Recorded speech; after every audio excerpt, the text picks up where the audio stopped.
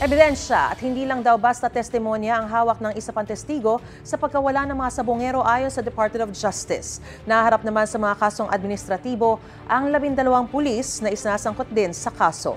May unang balita sa Emil Sumangil. 15 araw makaraang maghain ng administrative complaint ang whistleblower na si Dondon Patidongan alias Totoy at 17 kamag-anak ng mga nawawalang sabongero.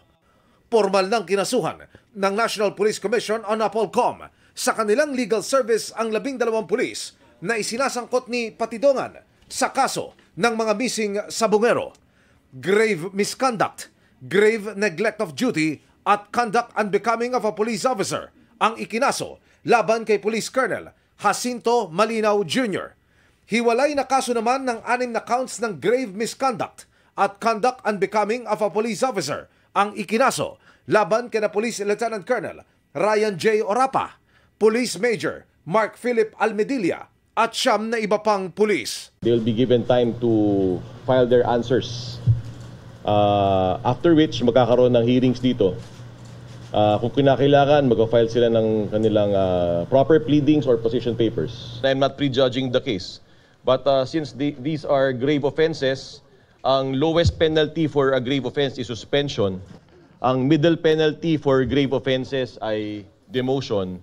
At ang pinakamalupit na parusa para sa grave offenses ay dismissal from the police service. And of course, for the future of all benefits. Sinusubukan ng GMA Integrated News na makuha ang kanilang panig. Nagsadya kami sa Camp Crame Headquarters Support Service kung saan sinasabing nakakustody ang mga kinasuang pulis pero wala kaming nakausap. Nakipag-ugnayan din kami sa PNP Public Information Office para makuha ang abogado ng mga kinasuhan pero wala pa silang tugon sa amin. Bukas ang GMA Integrated News sa reaksyon ng mga pulis na sangkot. Ang kaanak ng mga nawawala, ikinatuwa ang pagsasampa ng reklamong administratibo laban sa mga itinuturong pulis. Lalo raw silang nabuhayan ng loob nang mabanggit pa ni Pangulong Bongbong Marcos sa kanyang SONA ang kasong ito.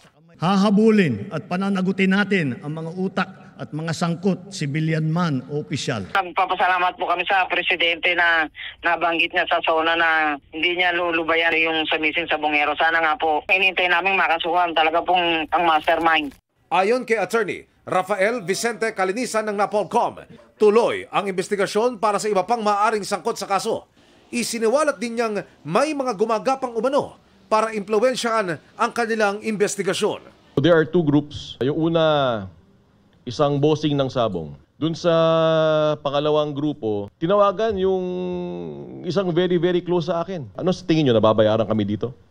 Hindi kami nababayaran dito. Sa pulong naman ni Justice Secretary Jesus Crispin Rebulla at PNP Chief General Nicolas Torre III, napag-usapan ang paglutang ng isa pang testigo na magpapatibay sa mga pahayag ni Patidongan. Civilian, hindi lang to testimonial evidence, may real evidence na involved dito. Meron ditong totoong ebidensya na bukod sa kwento, meron itong sariling ebidensya pa na kalakip. Ito ang unang balita. Emil Sumangil para sa GMA Integrated News. Gusto mo bang mauna sa mga balita? Mag-subscribe na sa GMA Integrated News sa YouTube at tumutok sa unang balita.